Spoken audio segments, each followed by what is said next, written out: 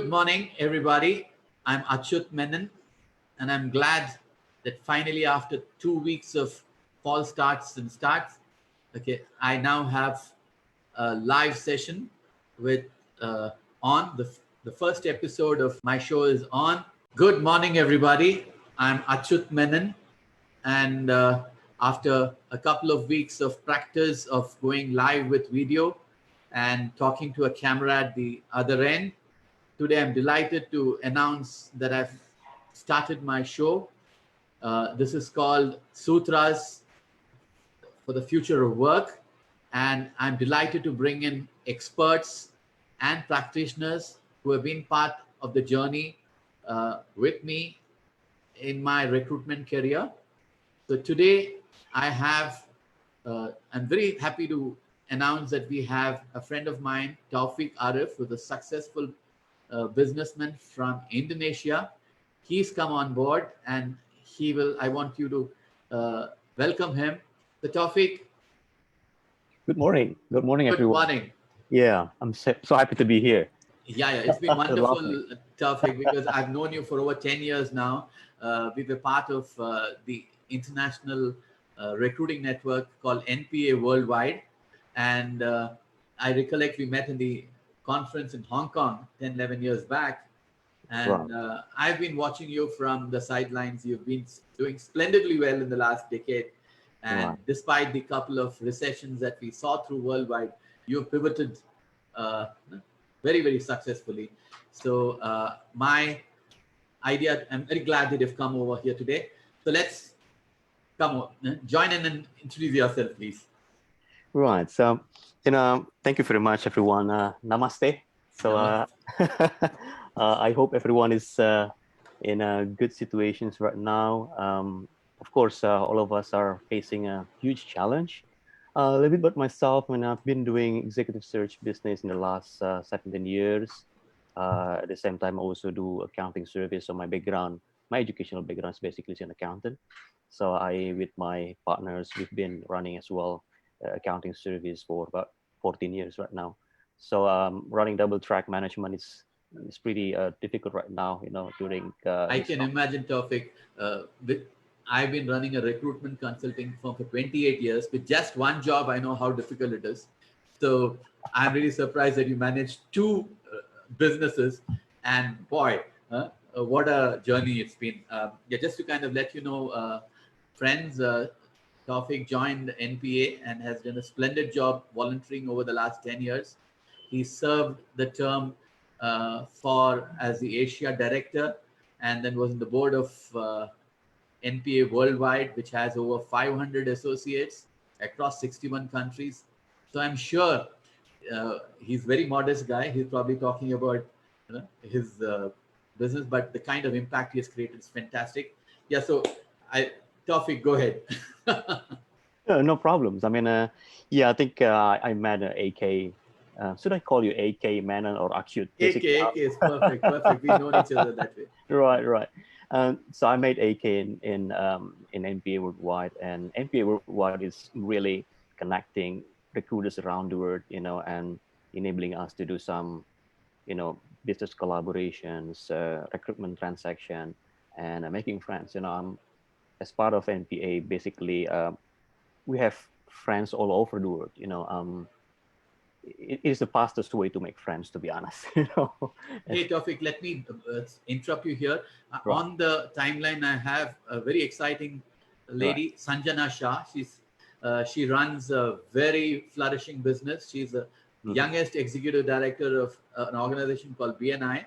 Okay, BNI is probably the world's largest business referral networking organization, which has been there for 35 years now with over 270,000 people. So Sanjana seems to be online and she says namaste to you. Okay. So I just thought, so you've got audience. Right. Taufik, go ahead and introduce yourself. Yeah. So thank you, IK. I've been doing executive search business in the last 17 years. Besides that, also I'm doing accounting service. I founded one accounting firm with my partner 14 years back. So right now I have to run two business at this moment.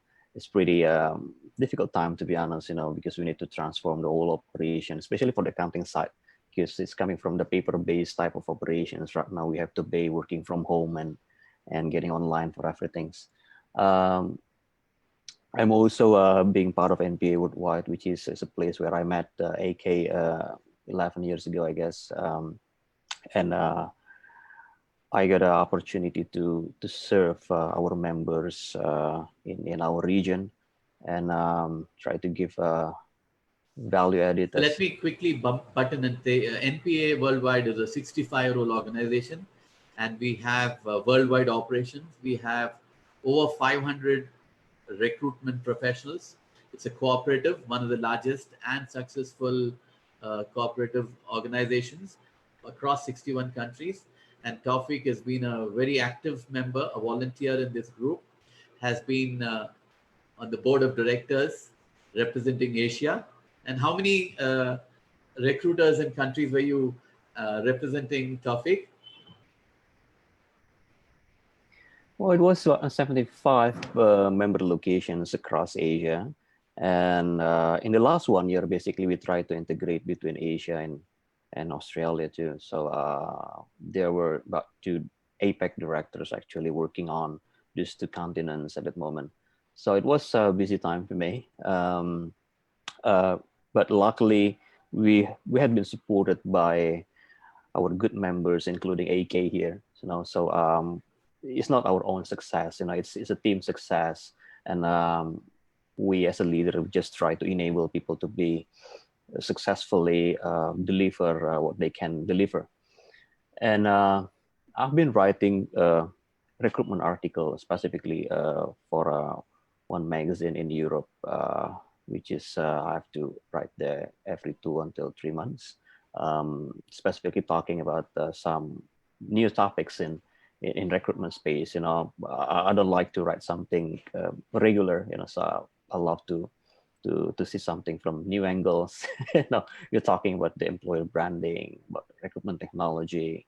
How do you manage the risks in your recruitment functions? So it's pretty much Precisely. something new. So precisely what you are educating us is about the future of work, okay, and not just what brought us here may not get us to the next level. So that's precisely the reason why I've invited you today to help us navigate through these unprecedented times. So tell me, uh, what has been your experience in the last few months? Because this is a very unusual lockdown the whole world has uh, been facing. So if you can throw some light on this and how you see the way forward. Yeah, I think the situation is remain the same with your place. I believe we are still in quarantine situations right now. I mean, except several industries, for example, like the pharmaceuticals or healthcare, we common people, we have to stay at home, and we need to be working as best as we can with all the limitations that we have.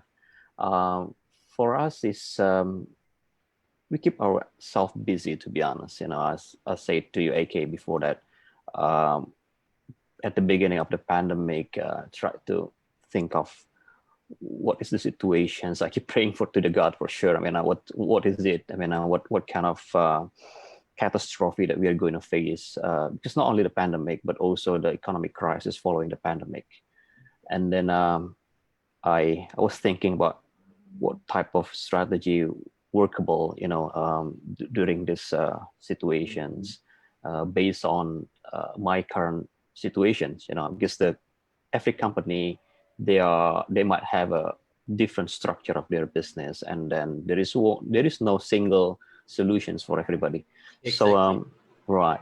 So from us, it's basically because we call ourselves as a lifestyle business. So it's pretty much to steer the directions. Uh, And what do you we're say? Let me interrupt you, topic. When you say mhm, lifestyle business, okay, if you can clarify to our right. viewers, I can see there are at least a couple of friends over here. Robinder Sachdev, he's a very senior professional. He normally is based out of US. The last few years, come back to India. He's an expert on international policy. I also have Aditi Sharma, who is logging in from Bangkok. Okay, So she's a recruiter, and so I'm sure, yeah, if you can let us know about what do you mean by lifestyle business. Okay. All right. Yeah. So d- we need to categorize recruitment business based on a couple of things. For example, like are you specialized or generalist? Are you working for one single country, or are you doing a multiple countries? The way we categorize the recruitment firm based on the ownerships, we try to categorize into three things. Number Okay. one is the lifestyle. Okay. Lifestyle is where the owners is really doing day-to-day basis in terms of the recruitment. They probably have a smaller number of staff, maybe less than 10 or less than 15. The Okay. second one is the what we call is owner-centric company, Okay. where they started having like a management team. Maybe they hire more than 10 until 25 staffs. And the Yeah. last one is the enterprise one, which is where you have more than 50 or hundreds consultants working for you. Right. So when we're talking about the strategy, the recruitment strategy here, we need to know where we are, right? So It's so you rightly feel that for each one of these stages, what they have to, how they react is going to be different because of their uh, the future kind of a thing. So you have a separate strategy for lifestyle, separate for owner right. managed, and the third for enterprise. Yeah, I'd love to know more about it. Yeah, Yeah, definitely. I mean, it's going to be different. I'm not representing the enterprise correct. company, right? But I think when you have a enterprise recruitment network, recruitment firms, basically you have a lot of infrastructures within the company. You got a multiple board, you got a multiple owners, you got a multiple management, and maybe hundreds of staffs or support functions there. And then for us, what we did, as we are a lifestyle business and then we are generalists, for us it's really much easier to change the client's portfolio, for example, Yes. right? That's what we did because primarily we're actually helping our FMCG client, technology business, e-commerce business. But during that moment, I was thinking that probably the best industries to serve is the industry which is not heavily impacted or directly impacted by the COVID. Fantastic. And what So could they be? Yeah. yeah, so what we selected at that moment is, for example, like number one is a mining, especially for the gold mine, because Mining. Okay. yeah, because the gold price is usually increased during the crisis, Right. and luckily we had a client there, and then our country is still busy with infrastructure, so we Fantastic. we also have a clients on the infrastructure side, and some petrochemical or chemical business, which is highly required during this pandemic. One of them also used to be one of our clients, and Fantastic. we try to come back to our healthcare clients and education business as well. So I was in the United States at the moment, AK. Right. I needed to come to a board meeting in New Orleans. So Correct. it was 25 hours on the flight, and I was thinking, what should I do with this? Oh God, help me on that. So that's the time I decided this is the matrix that I need to do. And then and as I landed there, I called my staff and look, I told them, look, this is gonna be ugly. We need to change dramatically change the Fantastic. right.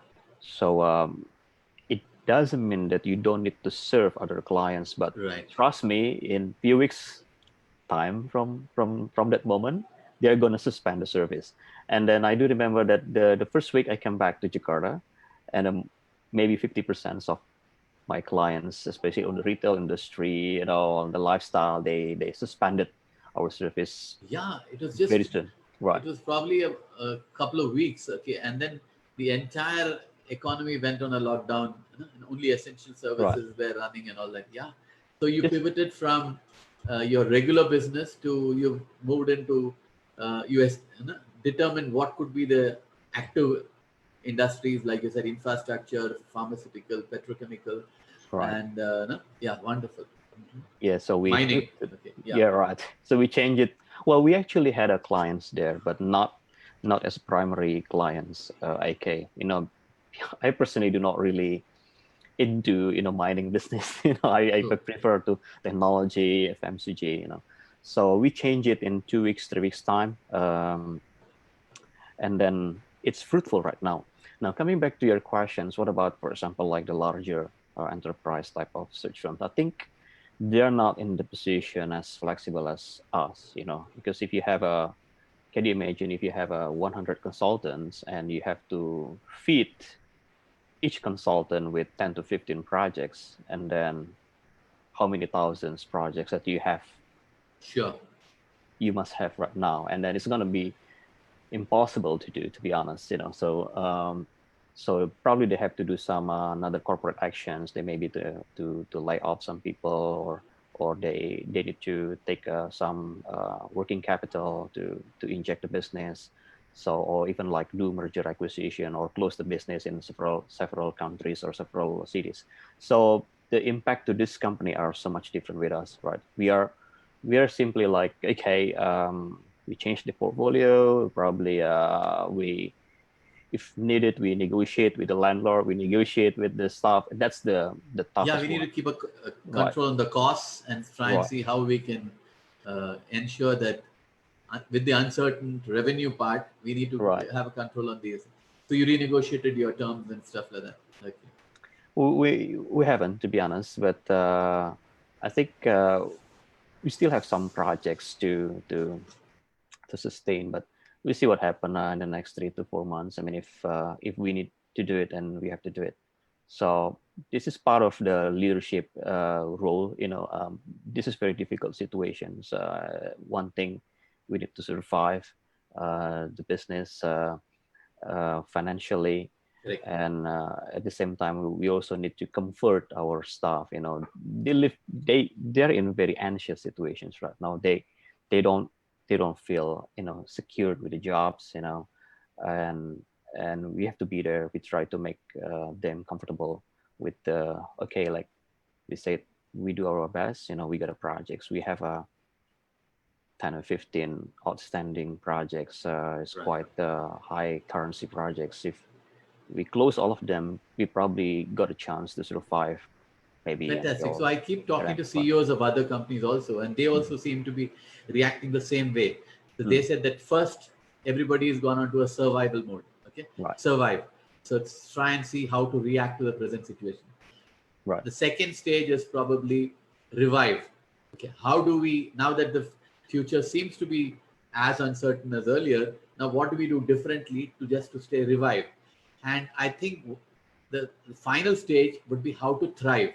Okay, right. so how do you take off and kind of a thing. So where do you see, um, because you've done this before also, I recall your country, and you've seen through a couple of recessions earlier too. So uh, you've been an experienced person. You've pivoted your executive search business twice in the last 5 years or so. So if you can just educate us about what you've done there, it'll give us all an idea of how to stay relevant in this terms. Yeah.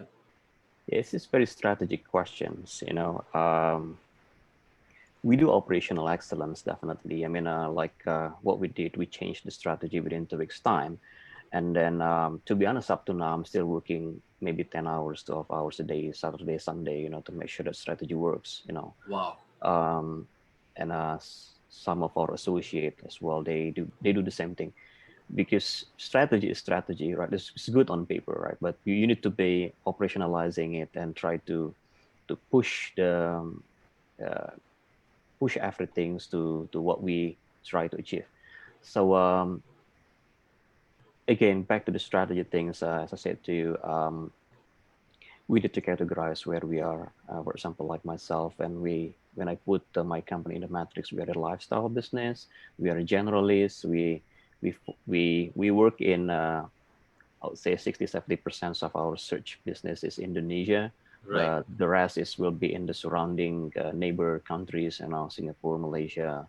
Um, so we need to understand where we are, and then from there we try to re-strategize our business.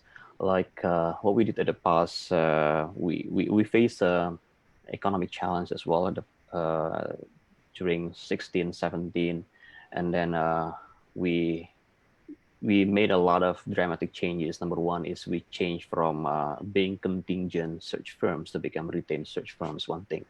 Fantastic. So just to kind Right. of tell the viewers, there's a difference between contingent recruitment and retained recruitment. So if you can elaborate on that topic, it'll be wonderful. Okay, Yeah. what do you think are, because these are Right. terms only most of us know, but not the Sure. live, the audience might not know. Yeah, Right. So 95% of recruitment search activities are in the contingent base, which is you pay the search firms once the candidate showing up to your office. Right. So that's a successful base, commission base is all or nothing game. Right.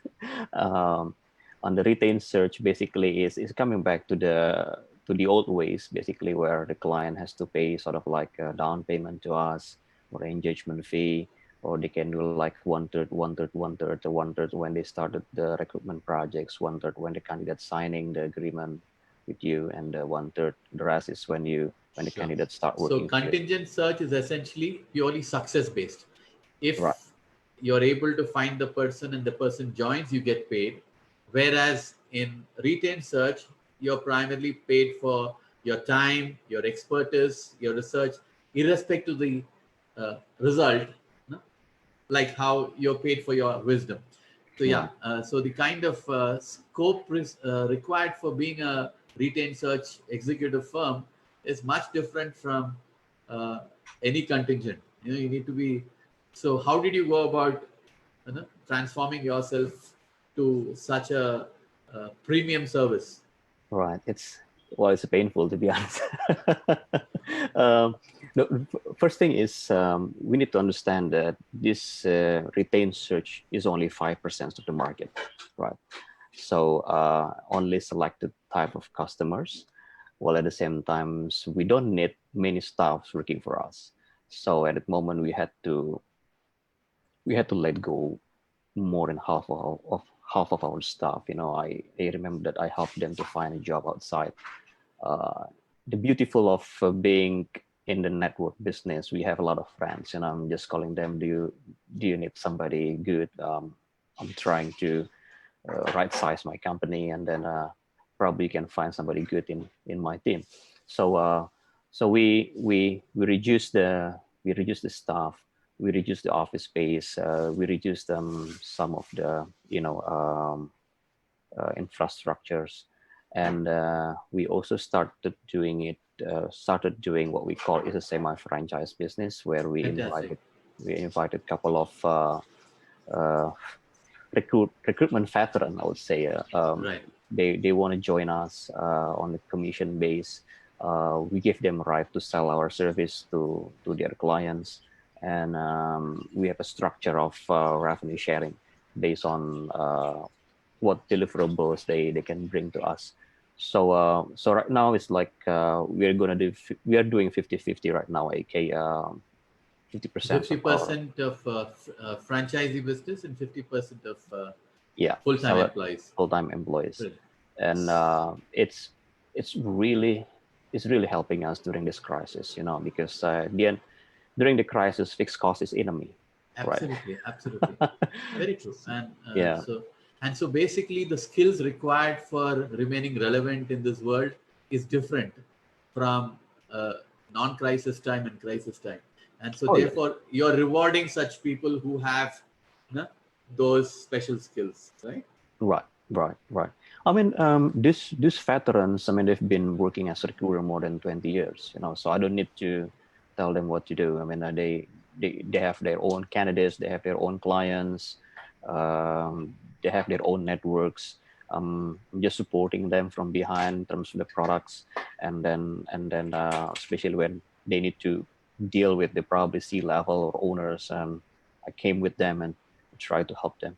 So it's pretty much on the Fantastic. business development side, and some of the QC side as well. Um, on the other hand, is we also develop other products. AK, we came to the employer branding, Employee we came branding. to the Okay. outplacement services. Right. Um, we we created a product what we call as a golden talent. So Yeah, the idea is just hold the thought there because I can see Julie Parsons, who's come and liked one of our comments. So, Julie Parson is another associate of NPA, and she's based. We've all worked together. Yeah. So coming back, we're talking about new services in executive search, as allied services like employee branding, outplacement, and the third is golden talent. Right. Yeah. Can Well, you personally, elaborate? I Yeah. personally want to greet Julie Parsons. Julie Parsons is my favorite, NPA partners. I think I made I don't know, 6, 7 placements in the past. Wow. We did placements in Indonesia, Australia, and Singapore. So love her very much. Okay. Wonderful. thanks, So thanks, and welcome here. right. Right. So yeah, so we diversified the products, in the last, I would say 3, 4 years. We don't want to rely on the executive search only. Of course, the growth of the revenue is different from one product to the other products. So golden talents basically is our idea. The idea is to help the retired people or early retirees to get a job in the small medium enterprise. That's the first Fantastic. idea. Okay, so when you Right. say okay, yeah, elaborate. It'll be wonderful because today there's so much of no, the thing about people above 50 or so.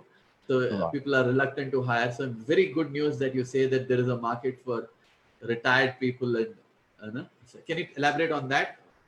Yeah, it's very mutual beneficial for both sides. I give example like if you have a small medium enterprise, Right, and then there's some startup. I mean, the young people, they are probably doing business 5 to 10 years in the business, so they need actually a good brain to help them, right? They need right. somebody experienced to help them to coach their management. But of course, they're not going to be able to pay somebody from Unilever, for example, right? It's no way, right? So I said, if you can pay somebody Unilever executive, what about retirees from Unilever, right? Fantastic. Right. Yes. So they are So familiar with the best practices of Unilever. Right, yeah, so they have got experience, they got correct. a knowledge, Right, they got a network.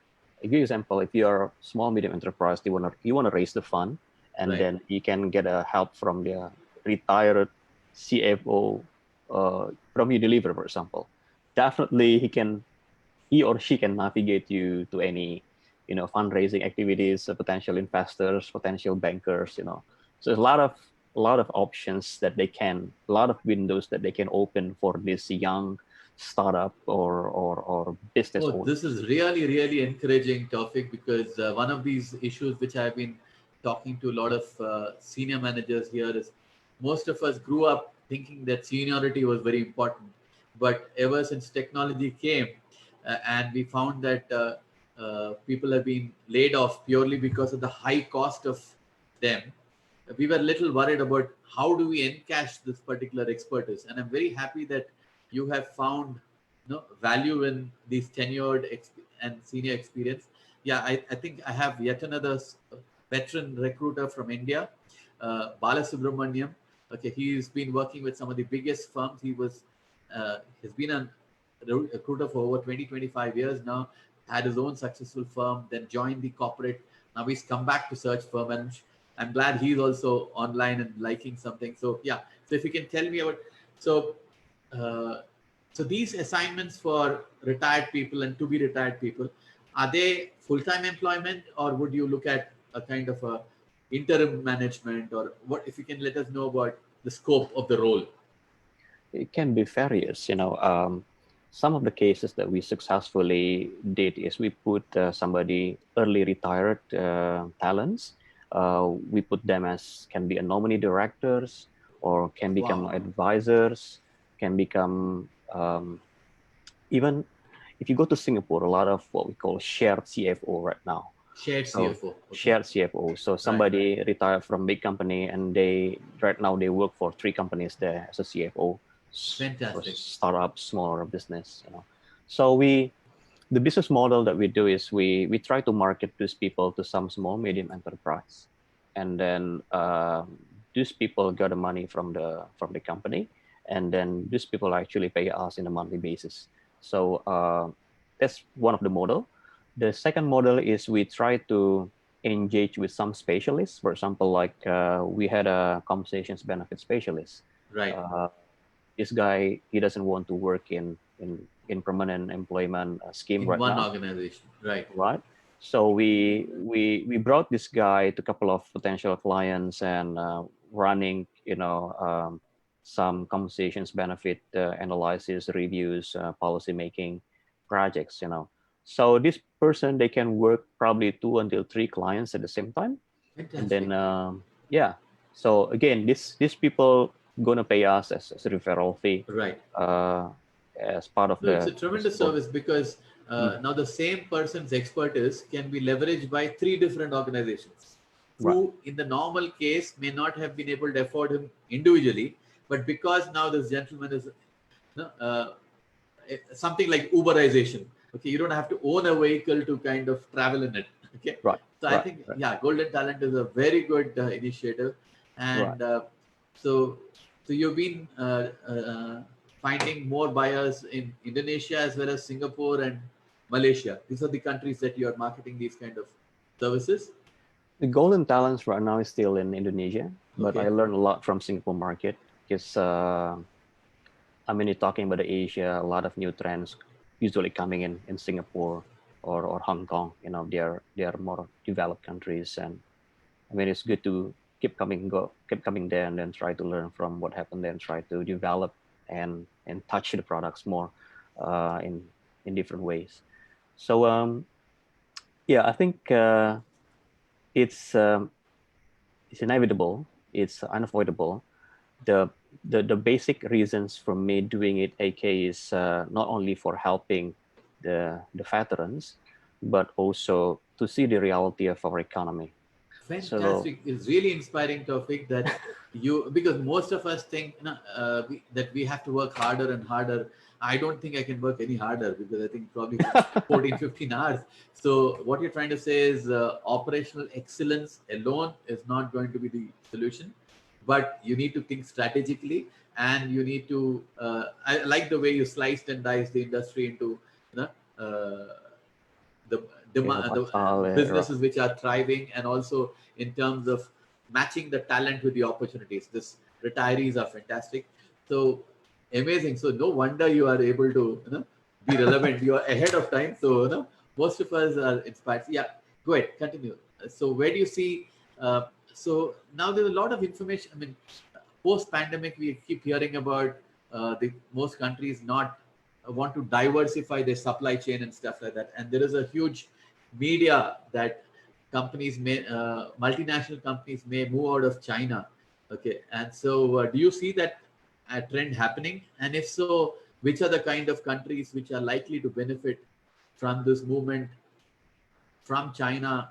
Do you have Right. any thoughts on that? Yeah, sure. I mean, I've been following this news actually, AK, and I think it's uh, putting all eggs in one basket for whatever reason is not right from the risk management point of view, right? Brilliant. We understand that I mean, executives, investors in Wall Street, actually they love to stay in China, to be honest, because the cost structure and the China government has provided, very good infrastructure for everyone to manufacture their products there. Right. That's the fact, right? But we don't want to see things repeating again, right? We don't want to see these situations happen again where the raw material for the drugs and medicines mainly produced there, and then we can't produce our medicines right now because we're stuck with the supply chain, right? Correct. So I think we need to diversify in the expense of the product costs or product expenses, right? Um, because of the volume that the China can produce is very huge, I and can then imagine. right, so the fixed cost is very minimum there. No, Right. um, so we heard a couple of countries might benefit from there. India is one of them. Okay. Vietnam for ASEAN. Okay. You Southeast Asia. Right. Southeast Okay. Asian for Okay. ASEAN, and maybe Mexico for the Oh, North American. I heard that they also have prepared to do that. So so do I you see think any companies coming to Indonesia? Because I do recall talking to you sometime back, and you find that a lot of Chinese investors, in Indonesia also.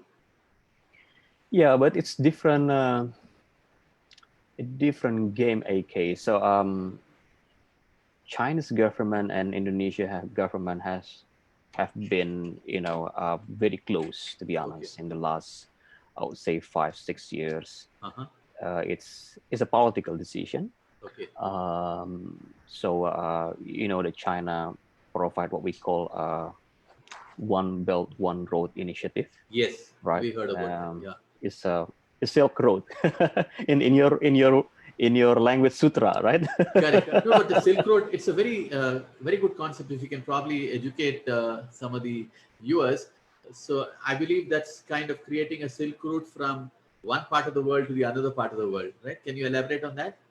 Well, I'm not part of China government, so but okay. So yes, as Asian director for NPA, I needed to learn about it. Right, right. So it's initiative from China government to connect supply chain line from Europe, especially from Russia to Australia, actually. Okay. And they would like to renew the old ancient Silk Road. That's the idea, basically. Right, right, And so countries among these lines, they right. can interact, and in order to do that, China government provide a lot of loans, aids, infrastructure assistance to the countries who want to participate with this program. Right. Um, Indonesia is one of the Beneficiaries. beneficiaries. We subscribe to that program. Right. Very So good. so so we took a lot of loan from China government to build our infrastructures. Um, and again, usually as a part of the agreement, a lot of China companies will be participating for our development. So it's, I don't know, it's hundreds, thousands of China companies have been coming to Indonesia, and Okay. they help to develop our country. I mean, we need Sure. to appreciate that, and and So what you're trying to tell me is there are two different initiatives. One is yes, China on its own wanting to expand its supply chain capacities and coming into Indonesia, and the recent trend which you are seeing is other multinational companies wanting to reduce their dependence on China and therefore going to the other countries. Okay, all right, so some of our ASEAN countries, Southeast Asian nations, can benefit from either of those initiatives. right, right, Okay, and so we'll need and to kind of, as recruiters, it will make us help if we are sensitive to these kind of investments coming in. So what you're trying to tell me is the future is not bad for recruiters, but we can look forward to you know, aiding in these kind of investments coming into our countries. yeah, of course. I mean, after all the crisis, there is going to be, picking up, um, cycle. I mean, look, right now a lot of companies laying off their people. Correct. Like in my country itself, maybe 2 million, 3 million have been laid off, and uh, another millions are in unpaid leave. So after this, the economy will be move again, will be recovering, and then that's the time we actually can get a benefit from that. And plus, as you said, IK, I mean, some of the supply chain movement, we also can, benefit from there. Um, Say for example, like Australian companies, European companies in China, they would like to move to India, they would like to move to Vietnam, Vietnam. and then we can capitalize it, actually. So again, understanding the landscape of the industry will bring will bring knowledge and opportunity list for us. Fantastic. I recall your earlier conversation where you were writing articles for European magazine, wherein you mentioned, in addition to recruitment, you talked about employer branding and Right.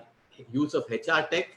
And what else? So, what other advice do you have for recruiters or people who manage recruitment firms what should be they doing differently henceforth? Okay. Okay. Um, well, first of all, we need to survive this period. Correct. That's one thing, right? And then whatever you can do, it depends on the size of your business. You have to do it, right? I think from our side, I think we did our homework. So we set a new strategy 2-3 months ago, and then we try to develop. We try to execute the strategy as best as we can. Fantastic. Well, at the same time, is we also need to think what's after this, right? Correct. What's after the pandemic. So that's the leader's role. I mean, um, staff, they just do what they have to do, right? Sure. We leaders, we need to survive now, and what's next, right? Right. So for the owners or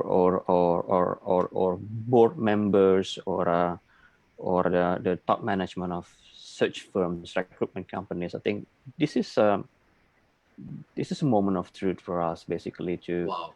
to relook our strategy. Is it the right strategy, or is it going to be applicable for the next 2-3 years from now?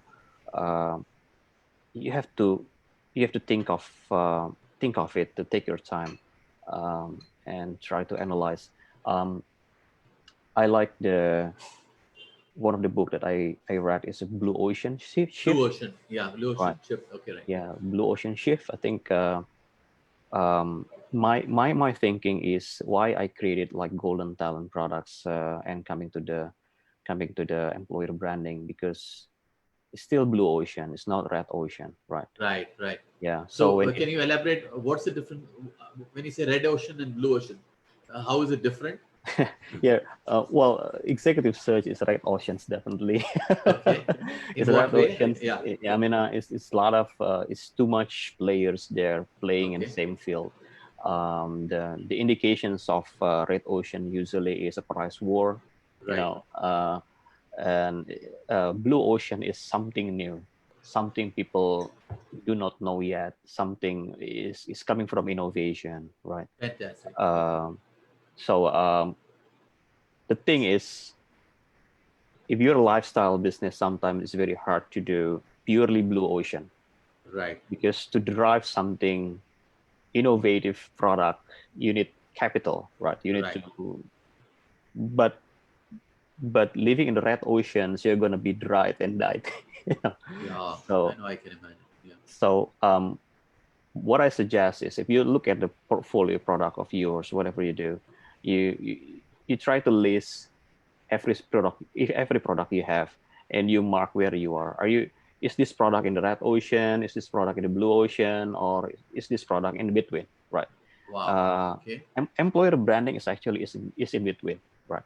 the Okay. the the problem with employer branding is, especially in my place, in some of the ASEAN countries, what they think about employer branding is only about the making content, digital marketing, which it doesn't touch the core of, for example, like what is the employer value propositions, how do you make it, how do you analyze about the perceptions about your company. So I would say it's not blue ocean at all, Okay. but it's far from perfect. So that's why you want to come to that market. Okay, Fantastic. right. Golden talent is really blue ocean, right? Okay. That's why we also struggling to move this market, because you must have maybe should have at least 5 to 10 people going to the small medium enterprise owners every day, Right. explain to Right. them why you need to do this, right? And as a lifestyle business with very limited resources, it's Right. very hard to do. So so for me, if you look at the product portfolio of us, I we we need we need some products in between. We need some products in blue ocean, and then, well, like or dislike, you still have to live in the red ocean. Now, Fantastic. Yeah. when you Very come very insightful. Yeah. and if you have to live in the red oceans, and then number one is operational excellence is most important thing, because you're more you're the most efficient recruiter, you're the most productive recruiter, right? So it's about operations and also the branding, right? Why do you choose this guy instead of the other recruiters? It's about the Right. branding, because we trust you, we believe you, you experience on that. So that's the, even for our products who categorize in the red oceans, we need a specific strategy for that. So so you see the way we structure it, AK. Fantastic. Very insightful topic. So it is really good because most of us get a little psyched about the sudden loss of job. And then, we keep reading about how mechanization will remove a lot of jobs. Then you read about artificial intelligence, machine learning, they will remove more jobs. Robotics is coming. So suddenly, and then, there's this feeling of technology will replace a whole middleman kind of a thing. So there is a sense of vulnerability which most recruitment firms face, and especially in these times where you hear more about firing rather than hiring. So I think your insights which you have shared, Taufik, has been outstanding. I mean, love those insights Thank you. about red ocean, blue ocean, deciding on which life cycle of growth you are in, and focus on strategy versus operational excellence. Fantastic. So I now wanted to check what kind of advice would you give to professionals, okay, who are trying to build their careers? Because in the past, uh, they just joined a company and had a lifetime employment, and then they thought the company will provide them the opportunities to promotion and growth and all that. So do you think there's anything different that they have to do now in this process? Because as recruiters, we handle two, three stakeholders. One is the companies for whom we hire, one is the candidates who we help find jobs, and third is the other recruiters that we are catering with. So, what is your advice to employers and to employees who are professionals? How would they do? They need to change at all? There's a couple of things here, AK. Firstly, it's about what we are doing today, working from home. Virtual employment is going to be carried out. Some companies will choose to stay like this, Okay, even the pandemic is gone. Why? Because it's cost efficient. Company doesn't need huge office space, doesn't need to pay allowances for the transport costs or meal costs. So running this operations actually is it's much cheaper for the company as long as you can ensure the productivity of your staff, right? right. So the ability to work remotely, virtually, is something um, the staff or the employee must have in the future, right? Okay, Which is not only about whether you can use Zoom or Team or this kind of communication applications only, but setting the right behavior is very important. Like when you're doing work like us today, number one, you should demonstrate integrity behavior, okay, independence, accountability, because you used to be surrounded by your boss, your manager, your supervisors. Right now, absolutely. you have to Now, work from. because a remote, it's not as visible as earlier. Right, So, right. okay. So, do you think they need to do any? How do they project themselves as more accountable or more efficient or more productive? Is it only to do with an attitude, or is it something to do with technical skills, or is it something to do with functional skills? How does one All show right. his value?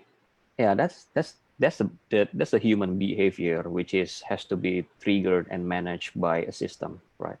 And like what we've been, because to be honest, for us working from home in my search firm is we've been doing in the last 3-4 years, Correct.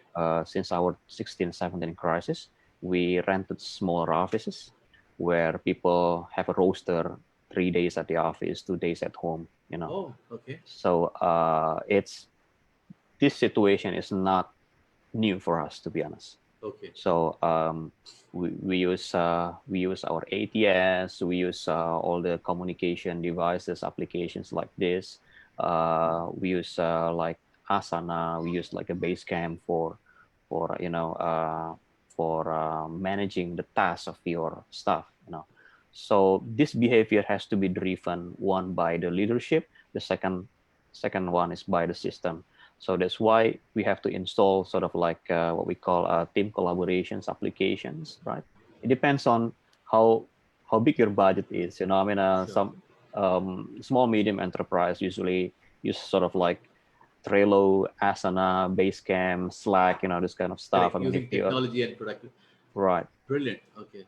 So yeah, I mean, it's been a splendid talking to you, Taufik. I just realized that it's about 45 minutes since we've been talking. I love the insights you shared for you know, recruitment firms and also the changing patterns for employees. Now you alluded to uh, businesses, when you talked about using technology for small and medium enterprises. Fair enough. So, um, any are there any sutras that you would like to share? Okay, or uh, which will allow us to navigate through this. So, because we keep hearing, because I remember back in late 90s, we heard of Y2K, which will destroy the world, and Indian IT industry came out of that. Then there was something early 2000. You talk about Skylabs, that was something in fall and stuff like that.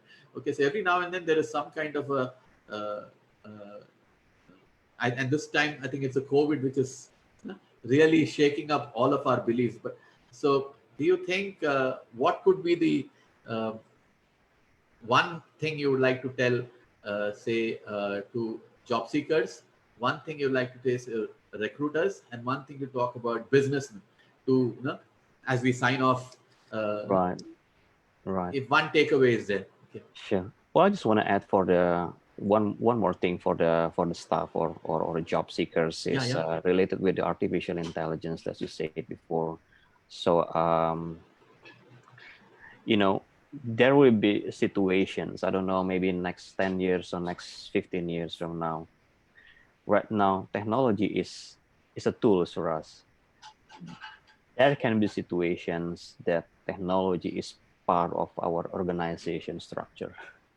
Can you repeat that? Technology is part of the Part of our organization structure. part of the organization structure. Why do you say so? And I'll give what you is the example. I impact? mean, Yeah. if you're accounting managers, right, and right now you have account receivable person, you got account payable person, right, you got a cash checking person, right. In the future, some of those jobs will be done by the machine, right. So so it's not impossible like this this role is not about account receivable executive, but account receivable bot one, account receivable bot two, Oh, very possible. So because like bank reconciliations right now, we don't need human intervention anymore right now. wow. So so to the job seeker, um, only two jobs basically will be long lasting. Okay. And what are those two jobs? Number one is creative related jobs Right. and complex related jobs. I mean, complex is like if you're a manager and then you have to lead people, you do multiple works, you do multiple interactions with the people. That's something probably cannot replace by the machine. So so uh, I'm really sorry to say that, but it is what it is. I mean, It's it's very, very right, insightful. So, what you're trying to tell me is whatever is simple and monotonous and repeatable can be automated. right, Okay. right, So, if you have to, as an employee, remain relevant, you have to be either creative or you have to handle complex issues. That's the right. only way you can show value to To the the word, employ your work and not be consumed by technology. Okay. right, Wow. That's yeah. an amazing. So, okay. Thank you. Or That's or very, you very insightful. Right. or you become a tool maker. Become a tool maker. True. Now that's for the recruitment owner, I guess. As I said to you before, I think it's time to strategize your business. Right.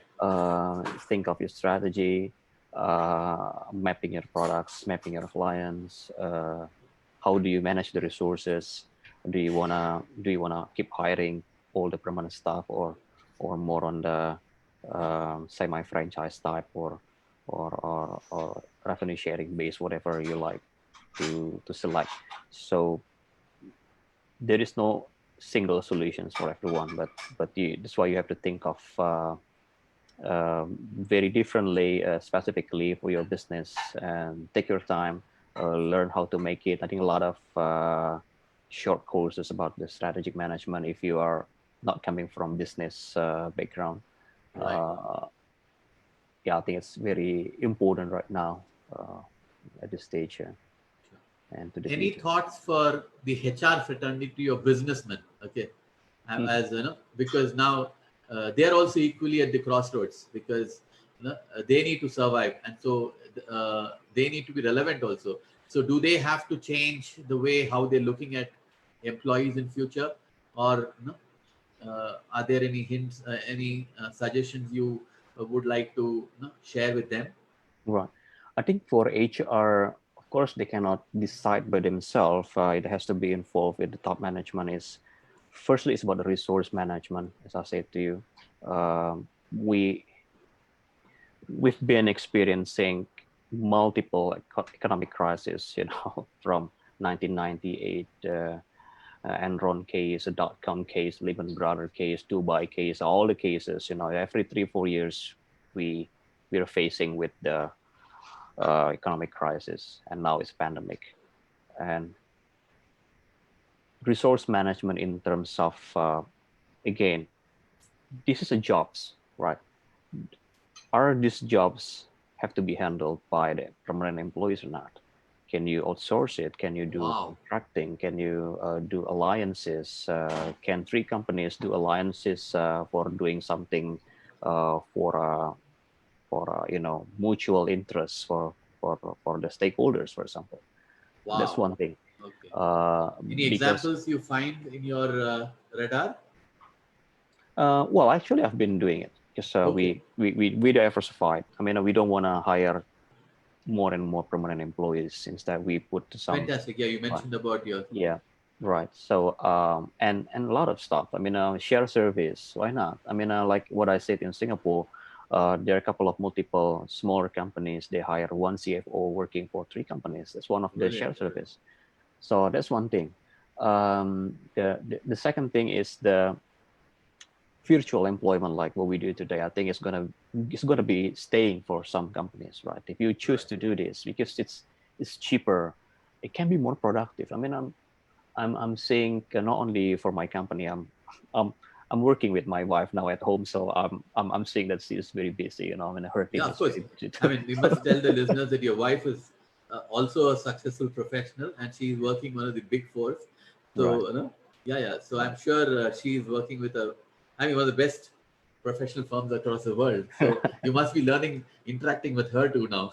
Okay. Well, every day we talk about HR things every day. So, it's very good. I mean, I think this pandemic brought different wisdom, different way of thinking in terms of the work. For me, is this is the first time when we prove ourselves that the your matrix is more important than your presence, right? Your Uh, metric is important than your presence. right, your presence. I mean, Okay. um, I've read a couple of articles from Harvard Business Review telling us that maybe more than 50% of companies around the world still do the business in the old ways business. It's a 20th century type of Right. organizations. So they have not been adapting. Right now, they are pushed to adapt to technology, remote working, virtual employment, the tools that we need to use, and and and it's I think more and more companies and more people would like to stay as it is, even the pandemic is gone. The other thing, maybe for HR, I think it's really is moment for them to ensure the quality of leadership and managerial, not only for them as an HR, but for the management. of the Fantastic. company. I think for us, I believe right now, it's very tough time for us as a business leader. One thing, we need to survive the business. We need to act very swiftly. You must have a wisdom in your mind.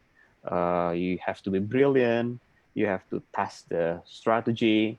While at the same time, we have to deal with our employees right now. I mean, they're nervous. Do I lose a job? True. Absolutely. Uh, right. And in fact, like especially for the female workers, AK, I think now they work from home, and it's very separate. It's very hard to separate between working and serving their kids. True. Very true. I'm Very true. saying my wife It's also a struggling with that tremendous amount of challenge. accountability on both sides. Yeah, that's right. Right. So um, our job as a leader is to enable as well our staff to keep performing well during this situation. Right. Um, One of my company, the accounting service, we need to launch a new applications right now because, as I said to you, we are pretty much so far a paper-based company. Right now has to be to be a virtual one. It takes a lot of quick steps to do. Set the right behavior to your staff, set the rules. If you okay, you can use you know home cert when you're talking with me, but if you deal with the clients, and then you have to dress well, for example, and then Absolutely. you have to use sort of like team collaborations applications, which is probably they never done before. So so much things to do right now, and then in fact, as a leader, sometimes we try to prioritize which one I need to deliver. We cannot keep pushing to people, to clients, at the same time. So it really need to be a balance. We need a wisdom to do. Um, it's the hardest time as a leader, to be honest. Hey, thanks, Right, Taufik, for these insights. It's been over an hour. I just realized that. So you've right, given a lot of insights for this. I'm sure um, I will definitely go back to the video and cull out make some micro videos, which will be of more interest to people because right, there's so much of insights that you've shared. So is there, right. and I can see about 8 or 10 people have been consistently watching, and there are about 7 or 8 comments, but I really didn't look at them because I was conscious of the technological challenge that I've been facing. I already after 2 3 stops, I didn't want to interrupt the system. So let me do one thing. I will reach out to them after the show is over. And Right. is there any way people can contact you offline, because you have raised so many pertinent issues? And is there any way anybody can reach out to you either on your website or email ID which you can share? Okay, I will put it in my comments also. So would Sure, love to sure. I can put on chat board here. That's my yeah, email address where people can connect with me. right. Um, And your website also. People, yeah, of course. right. People. Uh, so And you're it, available on LinkedIn also if no, somebody wants to reach out to you and get to know more about employer branding and no, golden talent and stuff like that. I'm right. I hoping. think.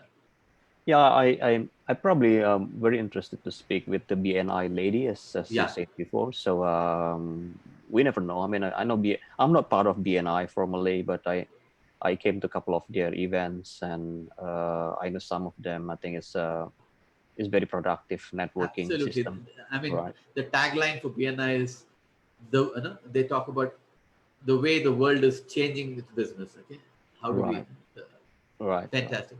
So thanks, Taufik, for a wonderful opportunity. I'm glad that I've been able to put together this live video show. I realized that after the initial hiccups, we've kind of covered a lot of ground. So as of now, we'll close this show, and then I'm sure we'll reach offline. Uh, Thanks a lot for the encouragement. There's so much of wisdom that you have to share. Thank you. Thank you so So, much, AK. Thanks for having me bye. here. Bye. Namaste to everyone. Thank Namaste. you. Yes. Bye. Bye. Bye bye.